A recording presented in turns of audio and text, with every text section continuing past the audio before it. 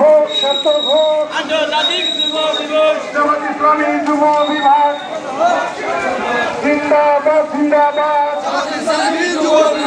জামাত ইসলামী যুব বিভাগ জিন্দাবাদ জিন্দাবাদ। যুব বিভাগ দিচ্ছে না, যুব সমাজ